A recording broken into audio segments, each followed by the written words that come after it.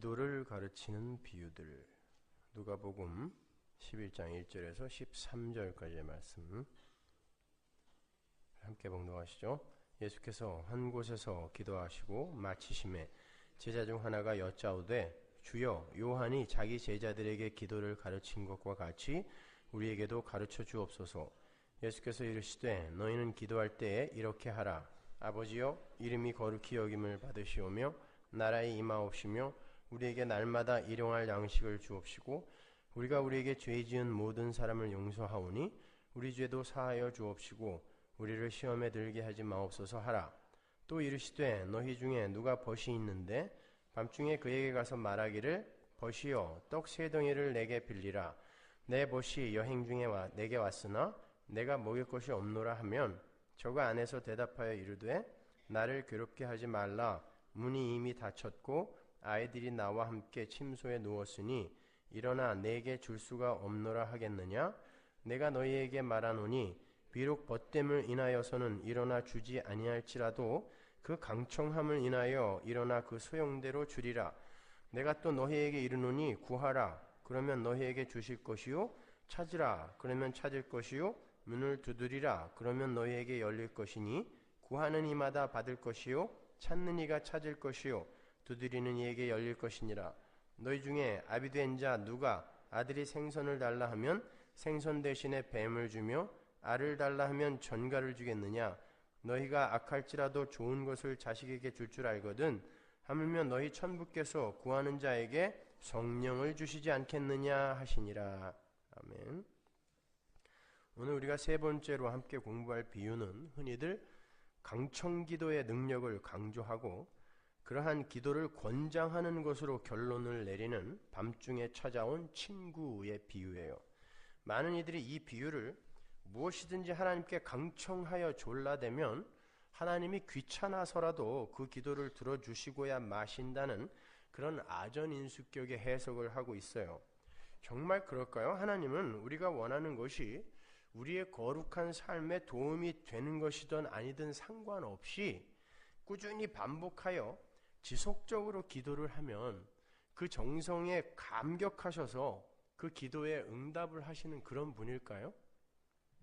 여러분, 하늘은 스스로 돕는 자를 돕습니까? 하늘은 스스로 돕는 자를 돕는다. 지성이면 감천이다. 이게 성경에 있다. 역시 서문화교회는 수준이 높아요. 미국 그리스도인들, 미국 기독교인의 70%가 출구조사를 했더니 그 말이 성경에 있다라고 대답을 했다죠.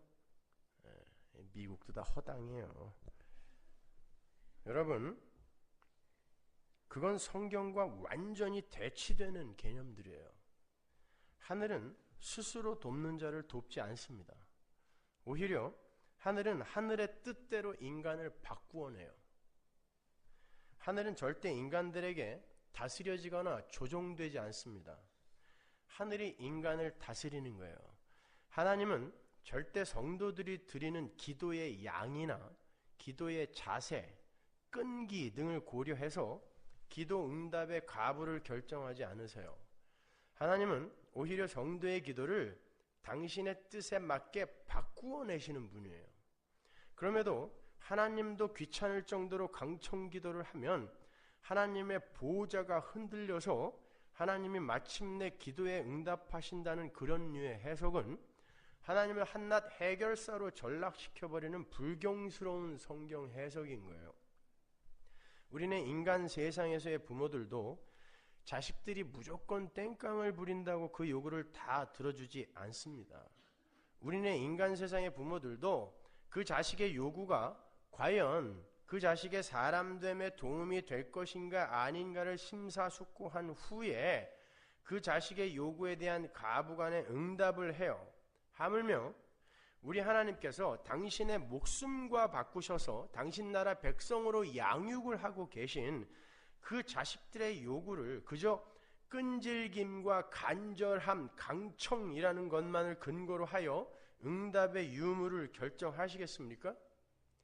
기도의 응답을 너무 못 받은 어떤 사람이 나중에 하늘나라에 들어갔다고 한번 가정해 보자고요.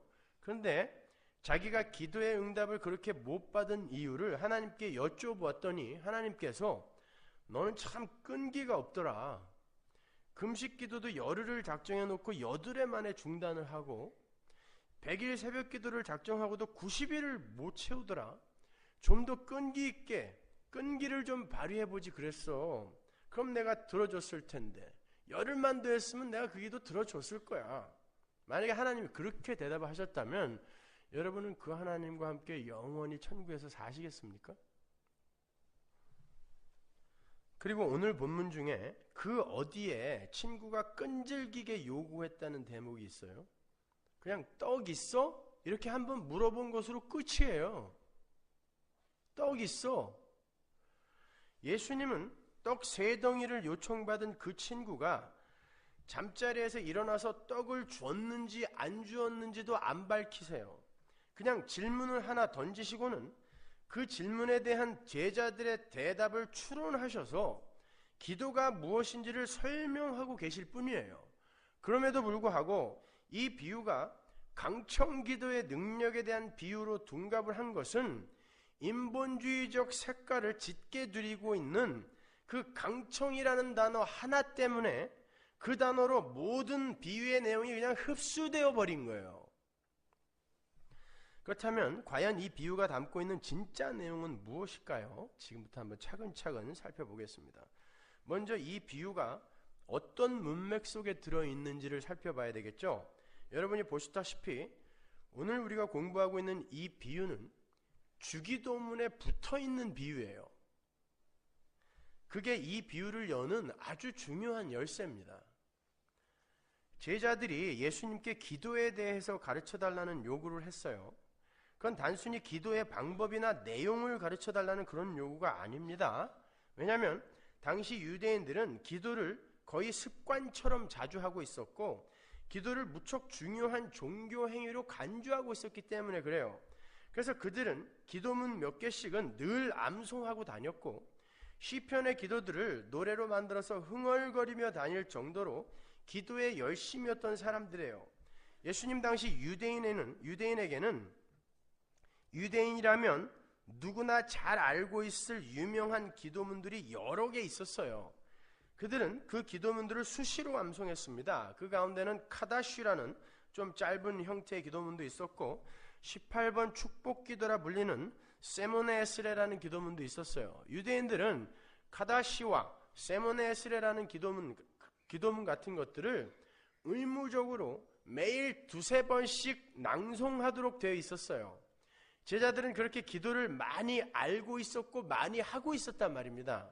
그렇다면 기도를 가르쳐달라는 제자들의 요구는 어떤 내용을 담고 있었던 것인가?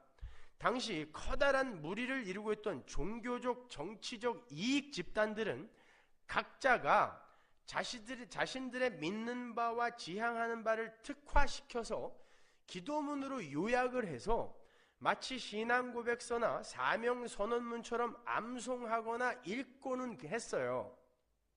바리새파, 사두개파, 에세네파, 세례요한파, 헤롯당 등등 모든 집단들이 각각의 특색을 살린 기도문을 갖고 있었어요. 지금 예수님을 쫓는 제자들은 그러한 배경 하에서 주여 우리에게도 요한이 자기 제자들에게 기도문을 준 것처럼 요한파도 기도가 있는데 왜 우리에게는 기도문이 없어요? 기도문 하나 만들어주세요 라고 부탁하는 거예요. 우리도 우리 파만에 특화된 기도문을 하나 갖자는 것이었어요. 주님은 그들의 요구를 금방 간파하시고 그 자리에서 예수를 쫓는 자들이 드려야 하는 기도의 핵심을 몇 가지로 나누어서 하나의 기도문으로 만들어 주셨습니다. 그게 우리가 알고 있는 늘 암송하고 있는 주기도문이에요.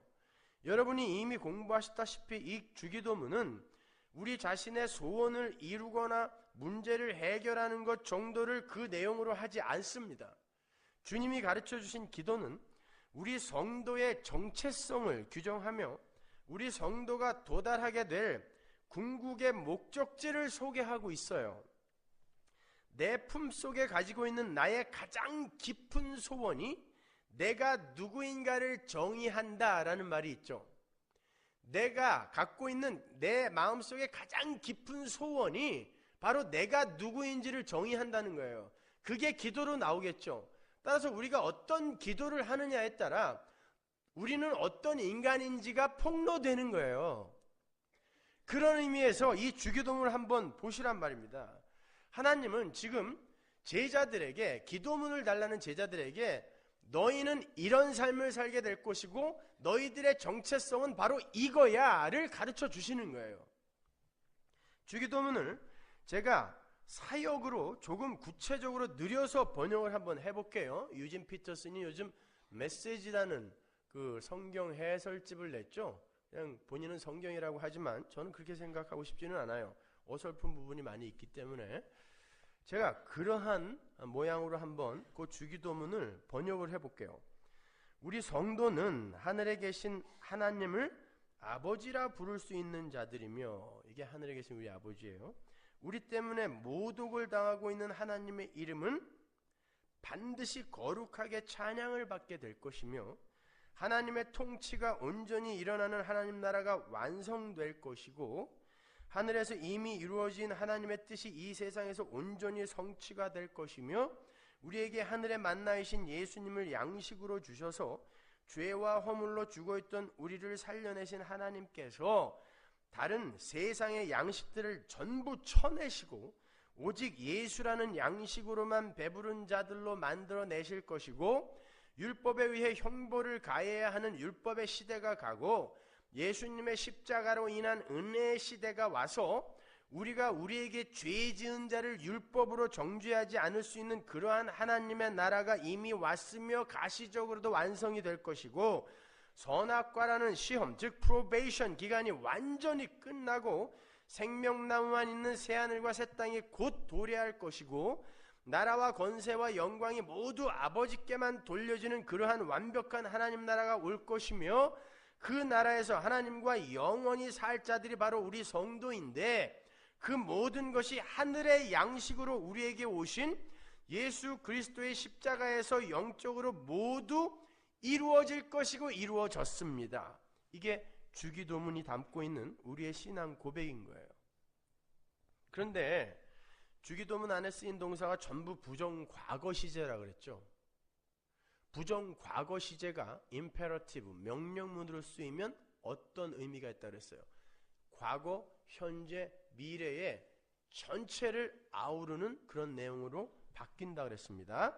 그러니까 예를 들어서 나라의 임하옵시며 라고 기도할 때 그 안에는 나라가 이미 임했고 하나님 나라가 이미 임했고 지금 임하고 있고 완전하게 임할 것입니다 라는 뜻이 모두 담겨 있는 거예요. 그런데 주기도문의 모든 동사가 부정과거 명령형이란 말입니다. 그러니까 주기도문은 과거에 이미 임한 것과 현재에 진행 중인 것과 종말의 현실이 모두 그려져 있는 이미와 아직의 교리를 선명하게 보여주고 있는 기독교 핵심 교리의 보고인 거예요. 아니 아직 십자가도 지기 전에 이런 기도문을 가르쳐줘도 되는 거예요? 예, 부정과거 시제로 동사가 쓰여 있다니까요. 그런데 주기도문의 청원을 구체적으로 나누어 보면 크게 7개로 나누어져요. 첫 번째가 이름이 거룩히 여김을 받으시오며죠. 두 번째가 나라의 임하옵시며예요. 세 번째가 뜻이 하늘에서 이룬 것 같이 땅에서도 이루어지이다고. 네 번째가 오늘날 우리에게 일용할 양식을 주옵시고. 다섯 번째 우리가 우리에게 죄 지은 자를 사하여 준 것 같이 우리 죄를 사하여 주옵시고. 여섯 번째 우리를 시험에 들게 하지 마옵시고. 일곱 번째 다만 악에서 구하옵소서예요. 저는 이 구조를 카이즘 구조로 봅니다. 1항과 7항을 A와 A-로 보고요. 2항과 6항을 B와 B-로 봐요. 그리고 3항과 5항을 C와 C-로 보고 가운데 네 번째를 D, 이 기도문의 핵심인 D로 보는 거예요. 하나님의 이름이 거룩히 여김을 받기 위해서는 악에서 구하옵소서. 세상의 악이 다 제거돼야 돼요. 그렇게 A와 A-가 연결되고 하나님의 나라가 임하여 완성이 되기 위해서는 선악과의 시험기간, 하나님의 프로베이션 기간이 끝나야 하는 것이기 때문에 B와 B-가 연결돼요.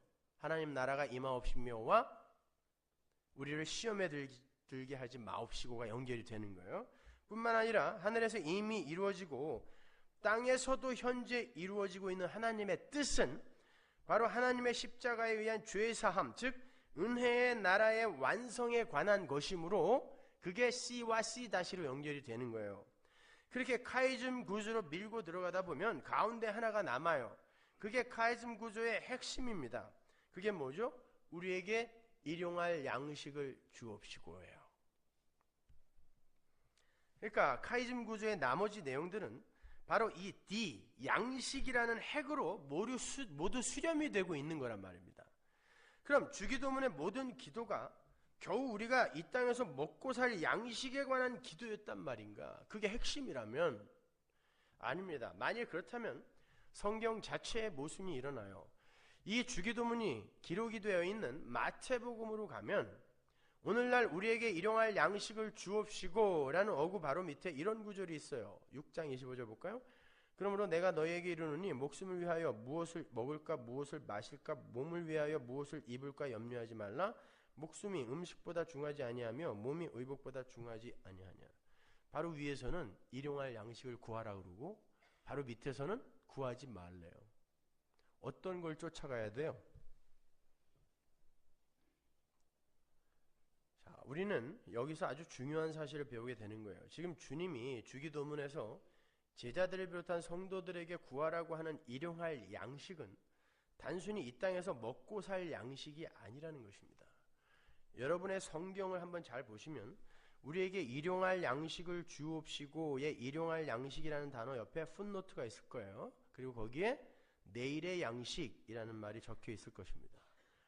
그 이유는 일용할이라고 번역이 된 헬라어 에피우지온이라는 이 단어에 여러 가지 의미가 담겨 있기 때문에 그래요.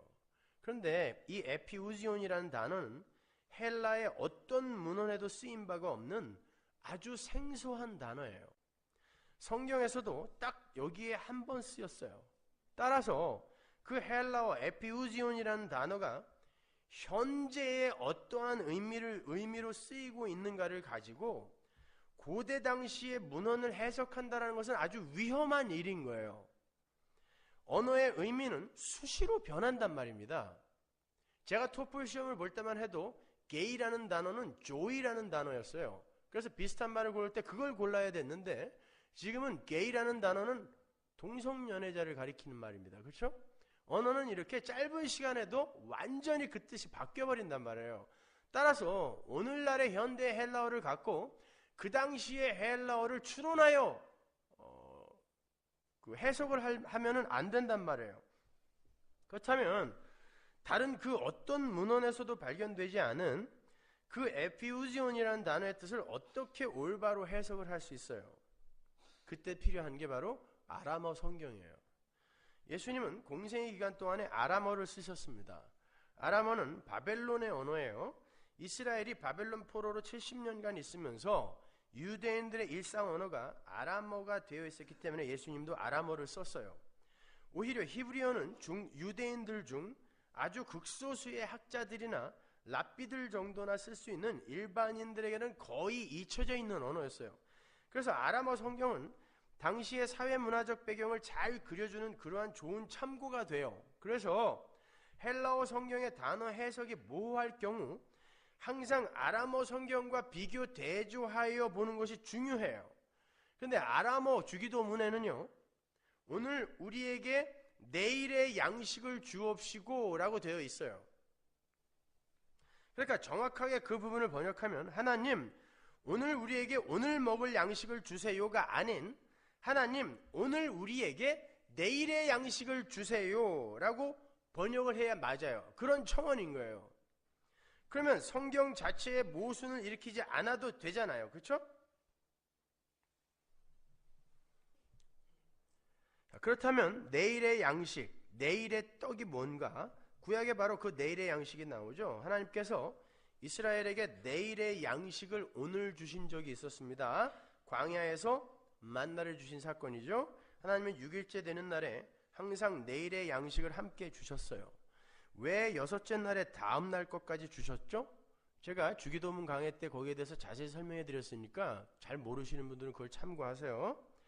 그 다음 날이 안식일이기 때문이죠. 안식일에는 그 안식일을 거룩하게 지켜야 하기 때문에 여섯째 날에 일곱째 날 것까지 거두고 안식일에는 태초에 하나님께서 창조해 놓으신 온전한 창조를 기념하며 즐기고 종말에 이루어질 참 안식을 고대하라는 의미에서 여섯째 날, 다음 날 것까지 주신 거예요. 그렇게 여섯째 날, 내일의 양식까지 주심으로 안식이라는 것이 무엇인지를 배우게 하시고 아울러 그 안식의 날은 반드시 온다라는 것을 주지시킨 거예요. 왜? 내일의 양식이 하나님으로부터 오늘 주어졌다는 건 우리에게 내일이 오겠구나라는 것을 하나님이 약속하시는 거거든요. 내일이 안 오는데 내일의 양식을 줄 리가 없잖아요. 근데 그 내일이 안식일이란 말입니다. 그러니까 그 안식일이 담고 있는 그 나라는 반드시 오겠구나를 설명해 주는 게 바로 내일의 양식이에요. 여섯째 날 받았던 내일의 양식. 마찬가지예요. 성도는 이 땅에서 여섯째 날을 살면서 완성의 날인 일곱째 날을 살 수 있어요. 어떻게? 내일의 양식으로. 예수님이 쓰셨던 아람어 주기도문을 보면요, 거기 마헬이라는 아람어 단어가 나오는데 그 단어가 내일에라는 뜻이에요. 근데 중요한 건 아람어의 마헬이라는 단어는 그냥 24시간 후에 내일이라는 뜻이 아니라 오늘과는 다른 다가올 시대의 내일이라는 뜻이에요. 다가올 시대의 어떤 날. 근데 다가올 시대가 한 단어로 뭐라 그랬어요? 다가올 시대의 삶. 영생이라 그랬잖아요. 그러니까 내일의 양식은 다가올 시대의 삶을 위한 양식, 영생을 위한 양식. 어디서 본 적 있죠? 요한복음에서 봤잖아요. 누구였어요 그게? 예수 그리스도였지 않습니까? 요한복음 6장 27절 보세요. 썩는 양식을 위하여 일하지 말고 영생하도록 있는 양식을 위하여 하라. 영생하도록이 다가올 시대에 필요한 양식이란 뜻이죠. 이 양식은 인자가 너희에게 주리니 인자는 아버지 하나님의 인치신 자니라. 48절. 내가 곧 생명의 떡이로라. 너희 조상들은 광야에서 만나를 먹었어 죽었거니와 이는 하늘로서 내려오는 떡이니 사람으로 하여금 먹고 죽지 아니하게 하는 것이니라. 나는 하늘로서 내려온 산 떡이니 사람이 이 떡을 먹으면 영생하리라. 또 나왔어요.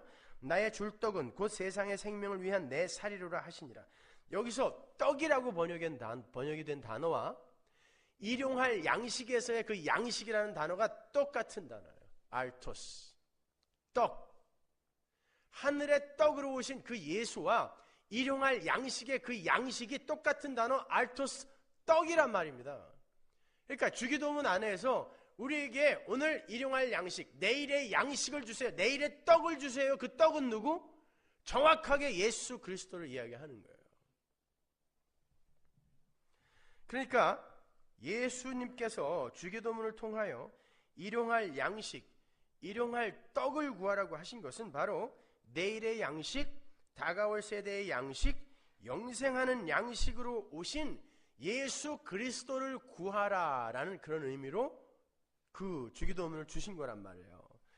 그 예수에 의해 죄가 사해지고 그 예수에 의해 하나님 나라가 완성이 되고 나라에 임하옵시며 그 예수에 의해 하늘에서 이루어진 뜻이 땅에서도 이루어지게 되는 거고 그 예수에 의해 하나님의 공의가 채워져서 율법의 시대가 가고 우리가 우리에게 죄 지은 자를 율법의 형벌로 정죄하거나 심판하지 않고 용서할 수 있는 은혜의 시대가 온 것이며 그 예수에 의해 하나님의 이름이 거룩하게 회복이 된 거예요.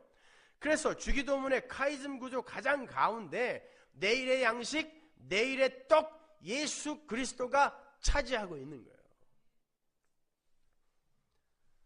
바로 그 양식, 그 떡에 관한 구체적인 설명이 바로 떡을 구하는 친구의 메시지의 비유, 친구의 비유에 메시지로 담겨 있는 거예요. 그래서 주기도문과 그 떡이 붙어 있는 거란 말입니다. 당시 유대인들은 더운 날씨를 피해서 밤에 주로 여행을 하곤 했어요. 그리고 여행길에 식당이나 여관이 많지 않았던 시대이기 때문에 거의 늦은 밤에 목적지에 도달하여 숙식을 해결하는 게 상례였습니다. 그렇게 밤을 타고 찾아온 친구가 떡을 좀 달라고 한 거예요. 그런데 그 집에는 떡이 없었어요. K. 베일리라는 신학자는요, 복음서의 배경인 중동에서 이해하기 위해서 스스로 중동에 가서 30년 이상을 계속 살면서 복음서를 해석했던 사람이에요. 참 극성이죠, 그죠? 저도 신학교 때 그의 책을 보면서 당시 유대 지방의 관습에 대해서 참 많이 배웠어요. 베일리 박사에 의하면 당시 중동 지방의 사회는 철저한 공동체 사회였다 그래요. 그래서 떡도 마을 사람들이 돌아가면서 만들었어요. 지금 우리가 각 구역이 돌아가면서 전체가 먹을 음식을 만들잖아요. 그렇게 한 집이 돌아가면서 마을 전체가 먹을 떡을 만들었단 말입니다. 그리고 어느 한 집의 손님은 그 집만의 손님이 아니라 마을 전체의 손님으로 대접을 받았다 그래요. 그러한 사회 문화적 배경이 있었기 때문에 그들에게 있어서 성경에 나오는 대표의 원리나 연합의 원리가 생경하지 않았던 거예요. 그들은 이미 그 대표의 원리로 살고 있었거든요. 그리고 그들의 친구 개념은 지금 우리가 갖고 있는 친구의 개념과 많이 달랐다 그래요. 그들은 부모나 자식 등의 관계가 아주 친밀하게 무르익었을 때 그 관계를 친구라고 묘사를 할 정도로 당시 중동 지방의 친구 관계라는 건 네 것, 내 것이 없는 아주 친밀한 관계예요. 그러니까 인간이 맺고 있는 모든 관계 중 가장 으뜸으로 무르익어 있는 관계가 친구예요. 따라서 밤에 친구 집에 도착한 그 친구도 미안할 것이 전혀 없는 상태였고, 그 친구를 맞아 다른 친구 집으로 떡을 빌리러 갔던 친구도 전혀 미안할 것 없이 떡을 요구할 수 있는 상태였어요. 왜냐하면 당시의 풍습하에서 그 손님은 마을 전체의 손님이었고, 그날 떡을 만든 집이 바로 잠자고 있던 친구의 집이었던 것이며, 친구 사이는 밤낮 구별 없이 아무 때나 그 집의 것을 제 것처럼 쓸 수 있는 사이였기 때문이에요. 예수님은 그러한 상황을 설정해 놓으시고 질문을 하나 던지시는 거예요. 누가복음 11장 6절 보세요. 본문 6절. 내 벗이 여행 중에 내게 왔으나 내가 먹일 것이 없노라 하면 저가 안에서 대답하여 이르되 나를 괴롭게 하지 말라. 문이 이미 닫혔고 아이들이 나와 함께 침소에 누웠으니 일어나 내게 줄 수가 없노라 하겠느냐? 이 질문은 제자들에게 실소를 자학했을 거예요. 유대인들에게 있어서 아니요라는 대답은 상상할 수도 없는 대답이었기 때문에 그래요. 근데 당연한 질문을 예수님께서 하시는 거예요. 그리고는 이 비유가 끝나요. 그냥 이렇게 이 비유에 떡을 구하는 친구의 강청이나 끈질김이나 땡깡은 단 한 줄도 기록되어 있지 않아요. 그냥 질문으로 비유의 내러티브는 끝이 나고 설명이 이어진단 말입니다. 본문 8절로 가보세요. 내가 너희에게 말하노니 비록 벗됨을 인하여서는 일어나 주지 아니할지라도 그 강청함을 인하여 일어나 그 소용대로 주리라. 여기에 나오는 딱 한 번 나오는 강청이라는 단어 때문에 이 비유가 크게 오해하고 있는 거예요. 여기에 쓰인 강청이라는 단어, 아나데이아라는 단어는요, 사실 교부 시대를 거쳐서 중세 시대에 들어와서야 강청함, 끈질김이라는 단어로 쓰였지, 그 전에는 전혀 다른 단어로 쓰였던 단어예요. 유대사가 요세푸스의 책 주이시 워나 유대 랍비들의 문헌 그리고 70인력 등을 보면요, 당시에 아나데이아라는 단어는 모두 수치를 피하기 위함, 부끄러움을 당하지 않기 위함, 체면을 잃지 않기 위함이라는 단어로 쓰였어요. 강청함이라는 단어는 그때 당시에는 아예 강청이라는 의미는 없었단 말입니다. 끈질김이라는 의미는 없었어요. 그러다가 라틴어 성경 번역본에서 처음으로 importunity, 강청함이라는 뜻으로 번역이 됐고, 곱틱 번역본에서 persistence, 끈질김 등으로 번역이 된 거예요. 따라서 우리는 이러한 단어들과 상황들을 우리의 문화권 안으로 갖고 들어와서 그 비유를 우리의 문화나 언어로 옷을 입혀서 현대화시켜버리면 안 돼요. 지금까지 설명을 해드리는 단어의 배경이나 사회 문화적 배경 등을 정보로 하여 이 비유를 다시 한번 해석해 보자고요. 한 친구가 밤을 타고 다른 친구의 집을 방문했어요. 그 친구는 당시 집단적이며 공동체적인 사회 문화 속에서 당연히 그 마을 전체의 손님이에요. 그래서 방문을 받은 친구는 스스럼 없이 그날 마을에 떡을 구웠던 친구의 집으로 떡을 가지러 갔어요. 만일 그날 떡을 구운 친구가 귀찮아서 떡을 내어놓지 않는다면 그 친구는 물론이요, 마을 전체가 수치와 창피를 당하게 돼요. 유대인들이 그러한 예의를 치명적으로 지켜왔단 말입니다. 그래서 마을 누구에게 가서 부탁을 했어도 그는 마을 전체의 손님으로 대접을 받아야 했었고, 그 마을 어디에 떡이 있어도 그건 그에게 갖다 주어도 아무런 불평을 누구도 할 수 없는 그런 상태였단 말입니다. 당시 유대인들에게 있어서 자신의 수치와 마을의 수치는 친구 사이라는 그 관계를 넘어서는 모든 행위의 근거와 이유가 되는 거였어요. 차라리 목숨을 내놓을 망정 수치는 당하면 안 된다가 유대인들의 마음이었단 말입니다. 그래서 그들이 그러한 수치를 모면하기 위해서 뒤에서 적들이 칼을 들고 쫓아오는데 안식일에 안 뛴 거예요.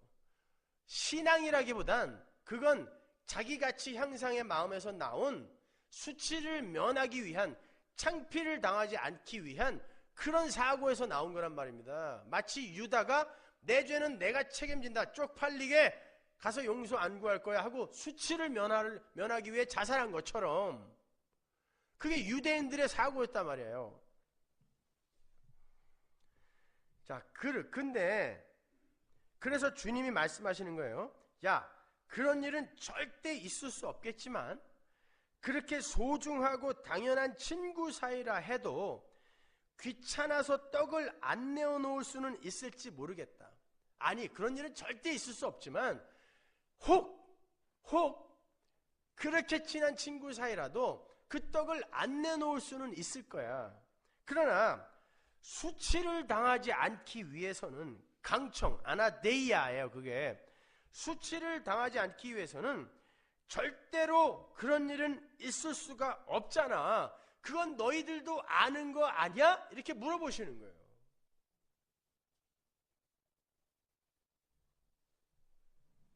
그러니까 세 친구와 떡 세 덩이의 비유는 절대로 거부당할 수 없는 어떤 당연한 요청에 대한 하나의 그림으로 제시가 된 거란 말입니다.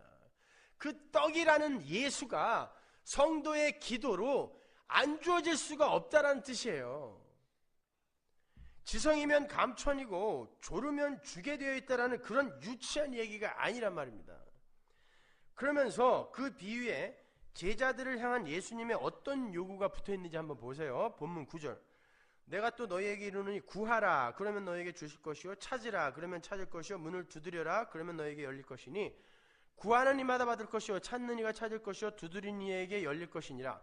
너희 중에 아비된 자가 누가 아들이 생선을 달라 하면 생선 대신에 뱀을 주며 알을 달라 하면 전갈을 주겠느냐. 세 친구의 비유 아래에 그 유명한 구하라, 찾으라, 두드리라 라는 권고가 붙어 있어요. 그러니까 무엇을 구하고 무엇을 찾고 두드려서 무엇을 얻어내라는 거예요. 떡! 그 떡은 뭐라 그랬어요? 바로 위에 예수 그리스도요. 그 떡 알토스는 예수 그리스도란 말이에요. 근데 주기도문에 의하면 그 떡은 우리에게 이미 주어졌어요. 맞습니까? 부정과거 명령어로 써있다 그랬잖아요. 이미 주어졌어요. 그렇다면 우리 성도가 하늘의 양식인 예수를 열심히 구하고 찾고 두드려서 얻어낸다라는 건 무슨 말일까요? 예수라는 하늘의 만나를 먹은 자로서 하나님 백성다운 삶, 예수 같은 삶, 자기 부인과 십자가의 삶을 추구하라는 거예요. 그 일을 도와주러 오신 보혜사 누구? 성령이잖아요. 그래서 이 비유의 결론이 이렇게 나는 거예요. 13절. 너희가 악할지라도 좋은 것을 자식에게 줄 줄 알거든 하물며 너희 천부께서 구하는 자에게 성령을 주시지 않겠느냐 하리라. 성령은 우리가 구한다고 우리에게 오는 게 아니에요. 그러나 성령이 오셔서 우리의 기도를 통하여 일을 한단 말입니다. 그걸 성령을 준다라고 이야기하는 거예요. 그러니까 주기도문으로 시작하여 세 친구의 비유로 끝이 나는 누가복음 11장의 전체 내용은 하늘의 떡을 먹은 성도는 하나님 나라의 백성다운 삶, 즉 떡을 먹은 자로서의 떡을 닮은 삶을 당연히 추구하게 되어 있는 것이며, 아버지는 반드시 그 추구를 완성시키시고 성취시킬 것이며, 그 일의 보증으로 성령, 보혜사가 와 계신다고 하는 구속사 전체를 그 내용으로 담고 있는 거예요. 유치하게 그냥 문을 두들기고 졸르고 귀찮게 잠도 못 자게 하면은 하나님도 귀찮아서 주신다. 보좌를 그냥 수시로 흔들면 하나님이 어지러워서 야야야 그만해 그래 줄게. 이거 아니란 말입니다.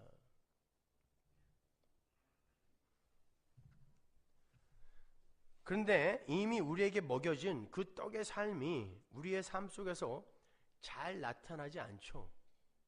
그때 우리에게 그리고 또 우리에게 하나님 나라 백성의 처우답지 않은 고난과 환난의 삶이 닥치기도 해요. 그때 어떻습니까? 우리가 믿음으로 알아요. 우리는 예수를 먹었어요. 우리 안에 예수가 있어요, 없어요? 있어요. 먹었어요. 떡을 먹었습니다. 우리 안에 와 계세요. 성령으로 와 계세요. 그런데 하나님 나라는 너무 요원해 보여. 내 삶을 보면. 거기다가 이 세상 속에서도 하나님 나라가 임한 내 삶이 너무 초라해 보이는 거예요. 그때 성도에게 오는 게 뭡니까? 낭망이에요. 누가복음에 예수님의 사마리아 여행의 과정을 그리고 있는 내러티브 속에 여러 가지 비유가 나오는데, 거기에서 누가복음에만 있는 기도의 비유, 기도에 관한 비유가 3개가 나와요. 그게 뭔지 아세요? 오늘 우리가 공부하고 있는 이 세 친구의 비유와 불의한 재판관과 과부, 그리고 바리새인과 세리의 기도의 비유, 그건 2개는 붙어있죠. 뒤에 거는. 요게 누가복음에만 나오는데요, 요 세 기도에 관한 비유가 하나로 연결이 되어 있어요. 자, 지금 우리가 세 친구와 떡 세 덩이의 비유에 대해서는 이제 충분히 공부를 했습니다. 자, 이제 우리가 항상 기도하면 그 성령이 우리 안에서 강력하게 역사를 하여 떡을 먹은 자의 삶, 그 하늘의 떡의 삶을 우리 안에서 드러낸다는 것을 배웠습니다. 구하는 자에게 성령을 왜 안 주시겠느냐 그랬으니까. 근데 우리의 삶을 정작 보면, 그리고 세상 돌아가는 걸 보면 낭망을 할 수밖에 없어. 고난과 환난이 계속 들이닥치고 내가 나의 삶을 봐도 전혀 병원에 가는 것 같지가 않아요. 그때 우리가 낭망하게 되잖아요. 예수님이 거기에 그러한 상태에다가 비유를 하나 또 던지시는 거죠. 항상 기도하며 낭망치 말아야 할 것은, 그게 어디에 있어요? 같은 누가복음에 있습니다. 18장으로 가보세요. 항상 기도하고 낭망치 말아야 될 것을 저희에게 비유로 하여 가라사대 어떤 도시에 하나님을 두려워 아니하고 사람을 무시하는 한 재판관이 있는데, 그 도시에 한 과부가 있어 자주 그에게 가서 내 원수에 대한 나의 원한을 풀어주소서 하되, 그가 얼마 동안 듣지 아니하다가 후에 속으로 생각하되 내가 하나님을 두려워 아니하고 사람을 무시하나 이 과부가 나를 번거롭게 하니 내가 그 원한을 풀어주리라. 그렇지 않으면 늘 와서 나를 괴롭게 하리라 하였느니라. 주께서 또 가라사대 불의한 재판관의 말한 것을 들으라. 하물며 하나님께서 그 밤낮 부르짖는 택하신 자들의 원한을 풀어주지 아니하시겠느냐? 저희에게 오래 참으시겠느냐? 내가 너에게 이르노니 속히 그 원한을 풀어주시리라. 그러나 인자가 올 때에 세상에서 믿음을 보겠느냐 하시니라. 이 불의한 재판관과 강청하는 과부의 비유 또한 하나님을 귀찮게 조르면 반드시 주신다는 식의 유치한 내용이 아니에요. 그 내용을 잘 보시면 불의한 재판관과 선한 하나님, 그리고 과부와 택한 자가 이렇게 대조가 되어 있잖아요. 불의한 재판관은 하나님을 두려워하지 않고 사람을 무시하는 아주 불성실한 재판관이에요. 그런데 그렇게 불성실한 자가 과부의 강청이 귀찮아서 그의 소원을 들어줘요. 그것과 대조해서 선하시며 신실하신 하나님은 택한 자들이 밤낮 부르짖고 있는 그 내용을 이미 아시기 때문에 그들이 그렇게 밤낮 부르짖지 않아도 반드시 그 기도를 들어주신다는 대조인 거예요. 왜냐하면 성도의 기도는 모두가 하늘의 떡에 대한 기도인데 그 떡은 이미 주어졌을 뿐만이 아니라 가시적으로도 완전하게 우리를 점령해 버릴 것이기 때문에요. 누구에 의해서? 떡에 의해서 우리는 떡이 될 거예요. 이 세상에서 떡 돼서 죽을 거예요. 떡이 우리를 점령해 버린단 말입니다. 그건 하나님의 언약이에요. 그런데 가끔 그러한 확정된 현실이 의심으로 다가올 때가 있잖아요. 아니, 가끔이 아니라 너무 자주 그렇죠. 마치 하나님이 불의한 재판관처럼 느껴질 때가 있단 말입니다. 우리의 요구와 청원을 귀찮아하셔서 마냥 침묵하고 계신 분처럼 느껴질 때가 있잖아요. 우리한테. 왜 하나님은 내 기도를 안 들으실까? 왜 하나님은 침묵하고 계실까? 우리에게 하나님이 그 불의한 재판관처럼 느껴질 때가 있단 말이에요. 그리고 하나님은 실제로 그렇게 일을 하신단 말입니다. 거기에 믿음이라는 게 필요한 거고, 그 믿음을 선언하고 더욱더 공고하게 다지는 게 바로 기도라는 거예요. 여러분, 기도는 내가 뭔가를 요구해서 얻어내는 걸 1차 목적으로 갖고 있는 게 아닙니다. 제발 똑바로 알아들으세요. 기도는 means of grace, 은혜가 쏟아지는 수단이에요. 통로. 그러니까 우리는 기도를 함으로 해서 하나님, 나는 믿어요. 나는 지금 이렇게 낭망하고 있고 이렇게 의심하고 있지만 하나님, 나에게는 언약이 주어졌잖아요. 내가 그걸 믿었잖아요. 그리고 나는 아직도 하나님을 놓지 않고 있잖아요. 하나님, 저는 제가 지금 비록 이렇게 낭망하고 있고 이렇게 의심하고 있다 할지라도 하나님, 저는 그 나라가 분명히 완성될 걸 믿고 제가 하나님 나라로 완성될 것을 믿어요가 내 신앙 고백이며 기도인 거예요. 뿐만 아니라 그 나라는 분명히 올 것이다라는 세상에 대한 하나님의 언약의 선포, 그걸 기도인 거예요. 근데 우리의 삶 속에 너무 자주 의심과 낭망이 오니까 항상 기도하게 되는 거예요. 그건 기도하지 않아도 들어줄 거지만 우리의 연약함 때문에 기도를 하나님이 우리에게 주셨단 말입니다. 그 기도를 통하여 우리는 다시 한번 공고히 믿음 위에 서게 되는 거고 다시 한번 언약을 확인하는 거예요. 그래서 항상 기도하되 낭망하지 말라는 거예요. 왜? 항상 기도하는데도 안 들어줄 수 있으니까 낭망하지 말라는 거예요. 아니라면 항상 기도해, 그러면 절대 낭망할 일 없을 거야로 시작돼야 되잖아요. 근데 항상 기도하되 낭망하지 말 것은 이라고 시작된단 말입니다. 왜? 하나님 나라는 이 세상에서 은닉되어 있기 때문이에요. 하나님 나라의 은닉성, 겨자씨처럼 누룩처럼 은닉되어 있단 말입니다. 밭에 감추어져 있단 말입니다. 그 보화가. 그리고 그 보화는 질그릇에 감춰 있기 때문에 우리가 질그릇으로 폭로가 돼야 하나님의 보화됨이 드러나는 거 아닙니까? 그래서 우리 아까 찬양했잖아요. 약할 때 강함 대신에 그게 나는 질그릇이에요. 하나님만 보배예요. 이걸 고백하는 거예요. 그게.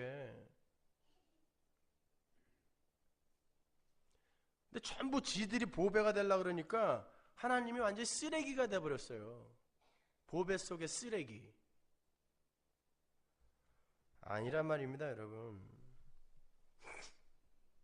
그러니까 하나님 나라는 믿음으로 확신을 가지고 항상 기도하며 인내로 기다려야 한다라는 것을 쉬운 그림으로 설명해 주는 게 바로 이 불의한 재판관과 과부의 비유예요.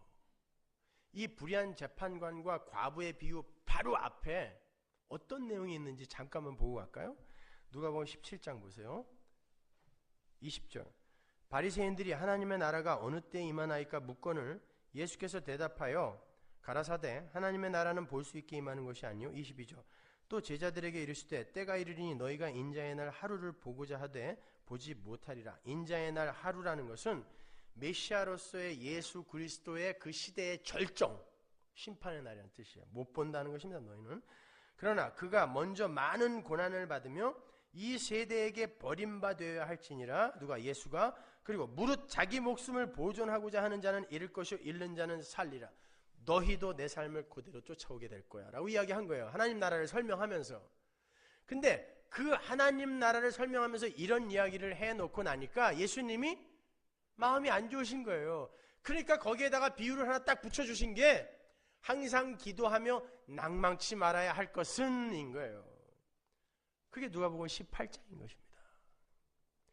이 비유도 역시 우리가 오늘 서두에 공부했던 누가복음 11장에 떡 세 덩이와 세 친구의 비유에서 흘러나온 거란 말입니다.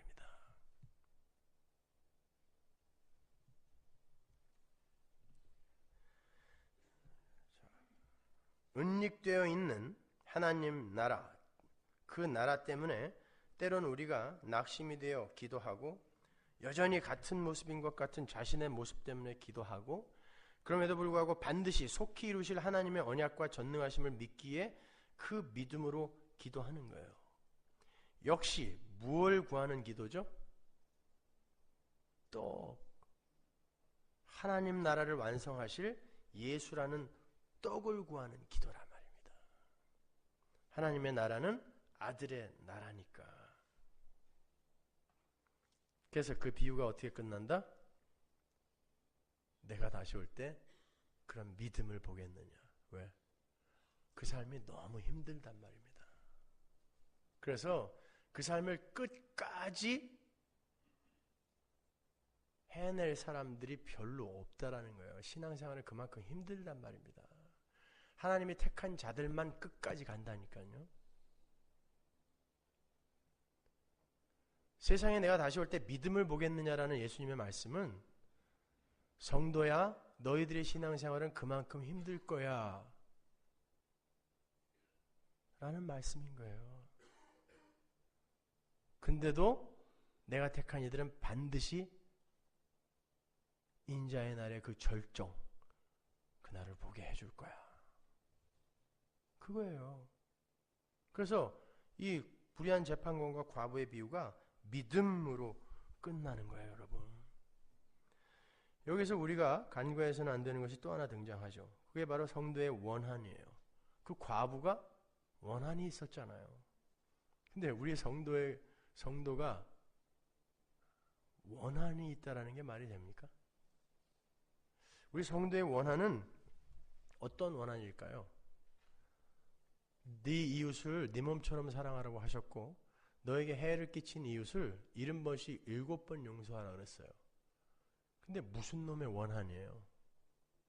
성도가 어떤 원한을 갖고 있어요? 심지어 하나님 나라에서도 제단 밑이라는 것은 제물로 죽은 이라는 뜻이에요. 제단 밑에 영혼들, 성도의 영혼들이 신원하여 우리의 이 원한을 풀어주세요 라고 기도를 하고 있단 말입니다. 그 원한이 어떤 원한일까요? 계시록 6장에 보면 잘 나오죠. 그 원한은 창세기 4장에서부터 연결이 되는 거예요. 가인이 아벨을 때려 죽였을 때 아벨은 nothing이라는 뜻이라고 했죠. 하벨이라는 단어가, 히브리어 단어가 nothing이에요. nothing인 자, 아무것도 아닌 자가 세상의 힘을 상징하는 가인은 나는 힘이 있으며 내 힘으로 하나님을 기쁘게 해줄 수 있다라는 아담의 아들이에요. 맏아들 아담이에요. 그 자체가 세상이에요. 세상에게 하나님에 의해 택함을 받은 의인이 맞아 죽는 거죠. 근데 그 아우의 피가, 아벨의 피가, 의인의 피가 땅속에서, 그 핏소리가 땅속에서 신원을 하고 있다 그래요. 창세기 4장 10절에 보면 네 아우의 핏소리가 땅속에서 나에게 호소한다 그러잖아요. 그게 신원이거든요. 그 신원이 어떤 신원이겠어요? 하나님, 저놈이 나 죽였으니까 빨리 복수해 주세요. 그 신원일까요? 아닙니다. 아벨의 신원, 성도들의 신원, 제단 아래 영혼들의 신원이라는 건 의에 대항하는 죄에 대한 원한을 이야기하는 거예요. 그런데요, 계시록을 보면 하나님 언제 우리의 이 신혼을 해결해 주실 거예요? 그랬더니 지금 땅에 있는, 세상에 있는 네 형제들이 다 죽으면 이래요. 세상을 죽여야지 왜 그 아래에 있는 불쌍한 이 성도들의 형제를 다 죽이냔 말이에요. 그들이 다 죽을 때까지 너희들의 신혼은 안 풀어진다예요. 왜 그들을 죽여야 되죠? 다시 한번 묻습니다. 여러분, 우리가 성도가 이 세상에서 이 억지 같은 그 힘의 원리, 이 세상의 삶의 원리를 보면서 굉장히 불쾌하고 또 왜 하나님은 아직까지도 이러한 이 더러움과 추악함과 죄악을 그냥 두고 보실까 하는 안타까움도 있고, 그렇죠. 그리고 왜 하루속히 완성되지 않을까 이 하나님의 나라는, 거기에 대한 초조함도 있어요. 근데 그러한 것들이 어디에서 제일 많이 발견이 됩니까? 내 안에서. 다른 거 볼 필요도 없이 다른 사람들은 얼마든지 연극을 할 수 있기 때문에 야, 저 사람들은 그래도 좀 괜찮은가 봐, 우리 이렇게 볼 수 있어요. 그러나 나는 나를 속일 수가 없어요. 나는 나에게 가장 밝히 드러나게 돼서 폭로당합니다. 그 죄가 하나님 없이도 나는 이 땅에서 행복하게 살 수 있고, 하나님 없이도 나는 내 스스로의 힘으로 하늘에 도달할 수 있다라는 이 죽일 놈의 이기주의, 인본주의가 내 속에 가장 강렬하게 자리를 잡고 있어요.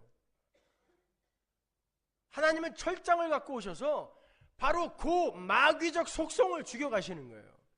그게 세상을 죽이는 것입니다. 그러니까 그 신원, 그 원한은 언제 다 해결이 될 수 있어요? 내가 죽을 때, 세상이 죽을 때 완전히 해결이 되는 거예요. 그런데 우리가 우리의 모습을 보면 절대 안 죽을 것 같잖아요. 이 세상은 계속 이렇게 폐역하게 흘러갈 것 같아. 그리고 나는 절대로 하나님의 자녀로 완성이 안 될 것 같아. 예수를 40년 믿었는데 변하기는 개뿔이나 하나도 변하지 않았어. 그때 뭐 하라는 거예요?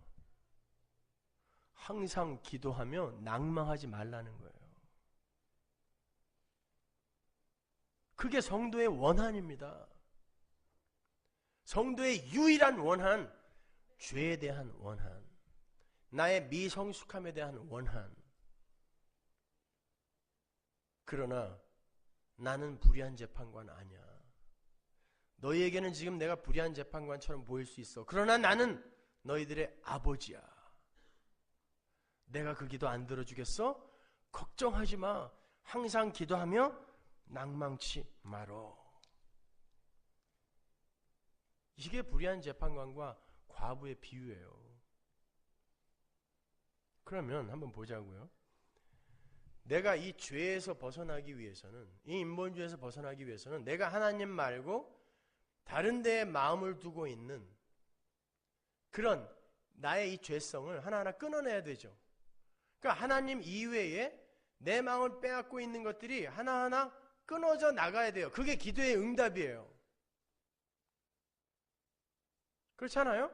그게 항상 기도하며 낭망하지 말아야 할 기도의 내용이잖아요. 그런데 강청에서 얻어내자? 이게 마귀 새끼들인 거예요.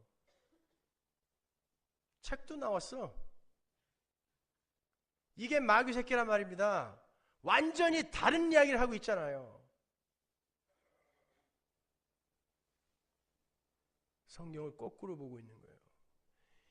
인간 중심으로 성경을 보느냐, 하나님 중심으로 성경을 보느냐는 이렇게 극명하게 차이가 나는 것입니다. 성경 어디에 땡깡 부리면 무조건 준다는 내용이 있어요. 아무거나 찾아서 갖고 오세요. 다 풀어드릴 테니까. 그런 거 없어요. 하나님이 떡이 여러분을 점령하여 이 세상에서 떡 쳐서 죽이는 거예요. 그때 옛사람이 죽고 새 사람으로 살아나게 되는 것입니다. 그 일을 위해 예수가 오신 거고 성령이 여러분 안에 와 계신 것이고 하나님은 반드시 완성을 하실 거예요. 그걸 믿으며 오늘 내가 조금 낭망이 되고 오늘 내가 조금 의심스러워도 기도로 다시 회복하는 거예요. 그게 바로 이 비유의 진리입니다. 기도하겠습니다.